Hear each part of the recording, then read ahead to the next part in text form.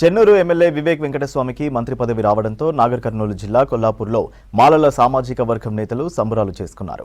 అంబేద్కర్ విగ్రహానికి పూలమాలలు వేసి నివాళులర్పించారు. వివేక్ వెంకటస్వామికి మంత్రి పదవి కల్పించినందుకు ప్రభుత్వానికి కృతజ్ఞతలు తెలిపారు. బాణాసంచా కాల్చి స్వీట్లు పంచుకున్నారు. సీఎం రేవంత్ రెడ్డి, మంత్రి జూపల్లి కృష్ణారావు, మంత్రి గడ్డం వివేక్ వెంకటస్వామి చిత్రపటాలకు పాలాభిషేకం చేశారు.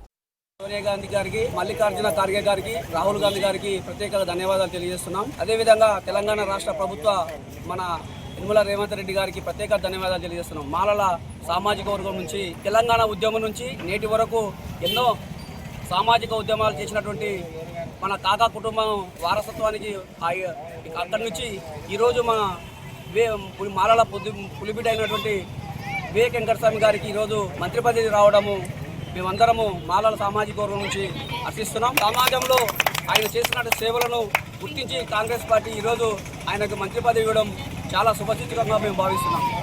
ఆయన మంత్రి పదవిలో కొనసాగుతూ రాష్ట్ర అభివృద్ధికి, అదేవిధంగా సమాజానికి, మా మాల జాతికి అభివృద్ధికి తోడ్పడతారని శుభాకాంక్షలు తెలియజేస్తున్నాం. తెలంగాణ రాష్ట్ర ప్రభుత్వం మరి డాక్టర్ బాబాసాహెబ్ అంబేద్కర్ గారు అందించినటువంటి ఫలాలలో రిజర్వేషన్ ప్రకారంగా అన్ని సామాజిక వర్గాలకు ప్రాతినిధ్యం వహిస్తూ ఈరోజు ఒక మాల సామాజిక వర్గానికి చెందినటువంటి గడ్డం వివేక్ అన్న గారికి రాష్ట్ర స్థానంలో మంత్రి పదవి కల్పించినందుకు యావత్ తెలంగాణ రాష్ట్రంలో ఉన్నటువంటి మాలలు అందరూ కూడా ఎంతో సంతోషంతో మా మాల జాతి ముద్దుబిడ్డైనటువంటి వివేక్ వెంకటస్వామి అన్న గారికి మంత్రి పదవి లభించడం చాలా గర్వంగా ఉంది.